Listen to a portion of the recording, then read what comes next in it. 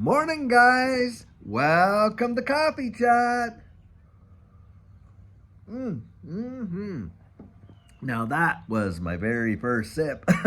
Just shared with you guys. And a lot of times it is my first sip when I come out. Now, sometimes it's not, but most of the time it is. I love coming out here, sharing it with you guys. You guys make my day, truly. When I get up in the morning and I look forward to doing these coffee chats, I'm going through my articles, I'm watching different videos and things like that. And then looking so forward to coming out here and really starting my day with you. I'll tell you what, right there. Wow.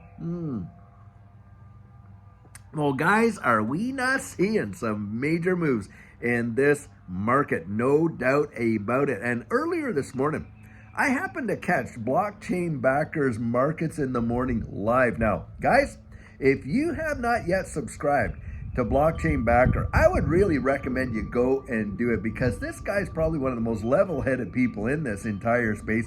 And by the way, he's been at it for a very, very long time and has lived through a number of bull runs. And one discipline that I absolutely really enjoy that Blockchain Backer has done is he has kept for himself an emotional journal. Literally what he was feeling way back at the time things were happening, he was writing it down. And it's something that he can go back and refer to, when he gets to certain areas and he says, hey, what was I feeling at this time last time? And boy, the confluence that he gets out of that, what an amazing discipline that is.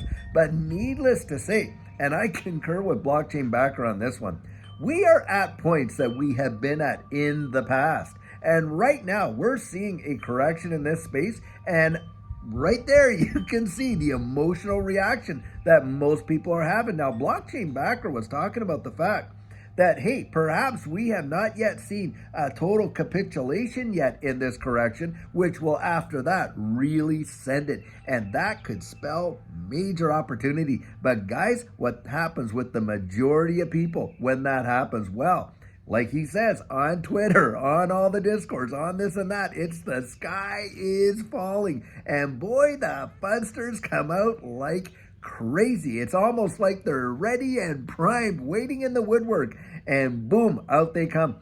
And guys, that's what we'll potentially see. We're in a corrective period. We have been in a consolidation for a good while. We get a correction, and if we get a capitulation correction, and I'll tell you what, someone in my comments said, David, if you keep backing up the truck, absolutely. Guys, listen, Judy and I, when we got into this space, absolutely by happenstance for sure, but happened when we had this big dump over here. And the thing is this, we did not even understand that we were buying at the absolute bottom. Some of the assets that we bought back there, so cheap in comparison to even in the bear market, we were still up 1,000%. I can absolutely amazing. I can show you.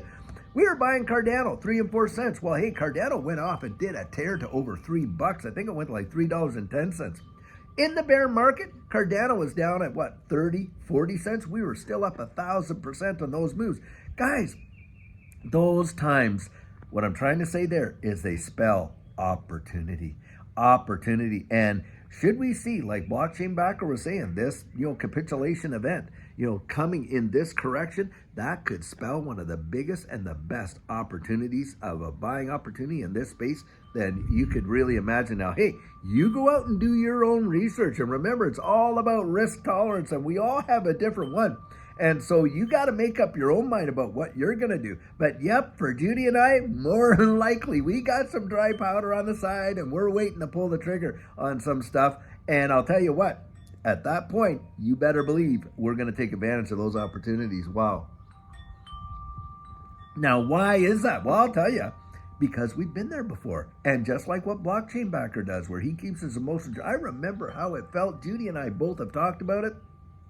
It feels practically the exact same. Do you realize the sentiment in the marketplace is practically identical? If you were to go back and you take a look at some of the comments that were being made on videos that people were making way back then, we weren't, but other guys were. And on top of that, you look at, the Reddits and this and that, you're going to find that a lot of the comments were exactly the same. And all of a sudden, at one point, you had this capitulation, and then it just went boom, and really just took off and crazy. And a lot of folks, when you get a capitulation, that's when a lot of people have sold off and they're like, that's it, I'm done with it. I can't take it anymore. They are just shaken to the core. And what happens, guys? It just sends it. It has happened so many times. And in fact, right now, like I say, you know, when in last night's video, and I was pointing out the confluence that we're getting with a lot of these technical analysis guys, where they're saying, hey, 2017, boy, this is really, what we're seeing today is really mirroring that, you know, that run. And it was one of the biggest runs we had ever seen. XRP did a 65,000% gain in that 2017-2018 bull run. That is truly something else. Last one, in the 2021 one, of course, it was suppressed by a newly, freshly minted SEC lawsuit, right? And even then, it did a 1,200% move, which if you were waiting around for that in a traditional market, you could literally wait multiple lifetimes and never see it. Yet you saw it in 4 months. And think about it. I always bring this up, but it is true. XRP has never, not once, ever left the top 10 for market cap. Never since the day it showed up on the markets very first time. And for me, that is a big, big deal. Why? Because look, I don't think too many in this ecosystem could even stand the pressure that, you know, this SEC lawsuit put upon XRP as an asset with all that uncertainty right there. Not on your life. And yet it stayed in the top 10 and we got the clarity, didn't we? Wow. Guys, you really, really, really owe it to yourself to truly build up a confidence in this space. Now, listen, I've always said this too. A person can share, you know, their convictions with you, right? And a lot of people are basing their confidence on someone else's convictions. And that's how they get wrecked, because they're basing it on someone else's convictions, you know, not on their own research, not where they've gone out and truly kind of built up, you know, a level of understanding where they feel absolutely confident about where they're at. Now, for me, it has been based not on price, but on fundamentals, because we can see it. We can see what's happening in the wide world. We are being transitioned literally into a digital economy from the one that we're in now. We know that that's a fact with the development of all the central bank digital currencies around the world, with the loss of the petrodollar, which has absolutely happened, to be sure, with all of the changes that we're seeing with the messaging standards, with the LIBOR and so forth being changed, and all that interest and how that's, you know, managed on a day-to-day level and how they peg that. Everything you can think of is being transitioned over. Even the Depository Trust and Clearing Corp, which puts through trillions of dollars of transactional volume in the traditional markets, they are already utilizing distributed ledger technology to do that. And we can see what the future holds. Those fundamentals have me totally and completely convinced about what's coming down the road. Now, I've gone out there, built up that confidence by doing that research, and that's why I'm always out and encouraging you to do it. And guys, think about it. Today, the CPI numbers come out, right? 3.5%. Now, they are expecting what? 3.4, 3.2, something like that. And here we are. It's more than expected. Do you think that the Federal Reserve is going to actually raise interest rates? No way, no how. I do not believe it. What we're going to hear is we're going to hear a pause. Oh, well, we're going to continue with the pause until, guys, they absolutely drop them. Why? Because they are itching to do it. The name of the game with these central banks around the wide world is, the end goal is control, obviously, but the name of the game to get there is inflate, inflate, inflate right there. And guys, that tells you right there what they're doing to really kind of crush the system that we're in, which will ultimately lead us into this new system. And they're doing it with everything else. Guys, come on. Time immemorial, when they want to do this or that, they find every which way they can to spend the money.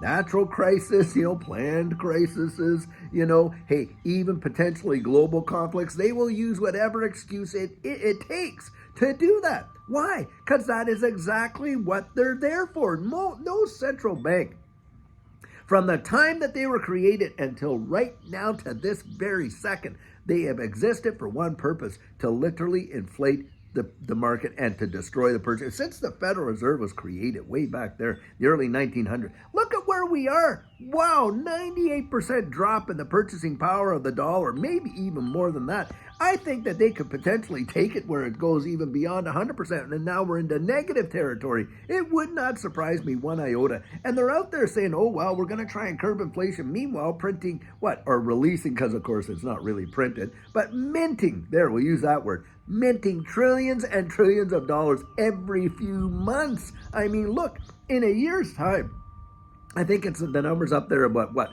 $4 trillion a year? Trillion dollars. Now, we have heard that number so much that we're practically desensitized to it. But you've just that to really fathom $1 trillion in your mind is truly almost hard to even comprehend. And they're doing multiples, 4X's of that per year. That is absolutely insane and obscene. Now, who knows how long this dog and pony show could last? Maybe they could keep it going for, a good while longer. Who knows? But eventually, guys, it is going to pop. The balloon is going to burst. You've watched it, right? You've seen them, when you're at one of those big parties, you see one of those big giant balloons, even maybe at rock concerts, and they blow these suckers up, and they're blowing up, and they're blowing up. They're getting bigger when you ever thought they could get from where they started. But then at one point, pow, off it goes. It is done. One more little puff, and boom, it's over. And guys, that's all it will take. When we get to the very, very, very end of this whole deal, just one little puff. It won't even take that much, and boom, it will be over. But don't worry, they have already got a system laid out for us. You had better believe it. And like I love to say, the guys that started the fire will be the ones that show up with the hose saying, we've got a solution. Sure they do, because they've been planning it for all this time, from practically when they started blowing up the first balloon. You better believe it. Do you think for 1 second that all these central banks are going to acquiesce and release that control? Not on your life. No way. They're not going to do it. And on top of that, they are behind. Believe you me. I know you hear all this stuff. Oh, well, the stable coins and this and that. Guys, come on. They are behind it 101. 101%. They are behind it. Why? Because they know that's what the future is. They know where the future's going. They're ahead of the curve, guys. Don't kid yourself. And that's why I look at it from that perspective and not the day-to-day price. When I see big dips, hey, to me that spells opportunity. Why? Because what the future holds, that's why. And that is exactly how I look at it. I look at it from that fundamental point of view. But guys, like I say, get out there, do your research, come to your own conclusions and see what you have to think about it. But I'll tell you what, for me, the world, it is amazing what's going on. And on top of that, I'll say this, because a lot of people, in the space, whoop, my wind chimes just kicked up there. But a lot of people in the space will say, well, how can you be, a believer in Jesus and yet, support this digital ass space and this and that? Well, because the scripture says, hey, we occupy till he comes. But I'll tell you what, I am not praying to my Father who art in XRP. I'll tell you that. Yes, I'm invested in it. Yes, I believe in the ecosystem, but that is not where my heart is. Scripture says, hey, store up, your treasure in heaven, for where your treasure is, there will your heart be also, right? My heart is there. And Judy and I'll tell you what, we cannot wait to see what's coming down the road in this space, because we have some real big dreams about how to bless people like we have never blessed them before and allow God to use us in that capacity. So I want to throw that out there too. There are so many opportunities, not just for ourselves, but to really make a difference in this wide world. And that's what this space represents for us. I'll tell you what. Well, guys, I sure hope you're having an amazing day until later on when we have a fabulous video planned for you. Have a great one and take care.